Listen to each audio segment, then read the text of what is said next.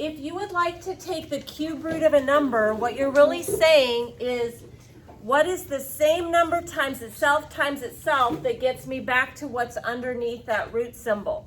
In this first example, 1 times 1 times 1 is going to get me back to 1. So the answer is 1. Okay, in this next one, if I have the cube root of 8, thinking of 3 identical numbers that multiply together to get to 8, well, 2 times 2 times 2 is 8. So the cube root of 8 is 2. Okay, I want to think of what number can I multiply times itself 3 separate times to get me 27. 3 times 3 is 9, and 9 times 3 is 27. So the cube root of 27 is 3. 64, if I take 4 multiplied by 4, I get 16. And 16 multiplied by 4 is 64. So the cube root of 64 is equal to 4. Okay, last example, thinking of 3 identical numbers that multiply together to get me back to 125, and that is 5 times 5 times 5.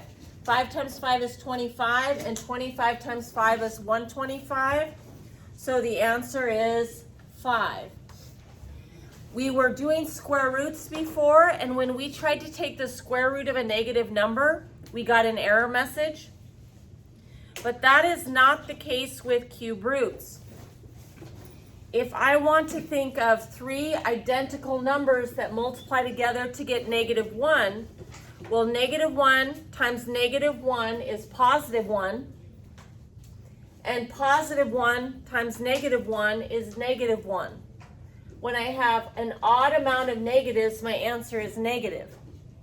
So -1 times -1 times -1 is -1. So the cube root of -1 is -1. This one here, thinking of 3 identical numbers to get me -8. Well, -2 times -2 is +4. And then +4 times -2 is -8.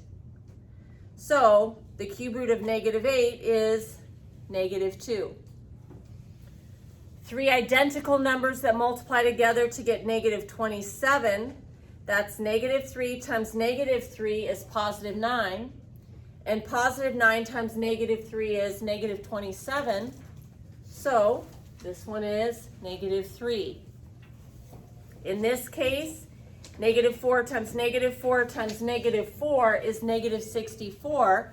So the cube root of -64 is -4. And then the last example here, the cube root of -125. Well, -5 times -5 is 25. And 25 times -5 is -125. So we have 3 identical numbers that multiply together to get -125. So its cube root is -5.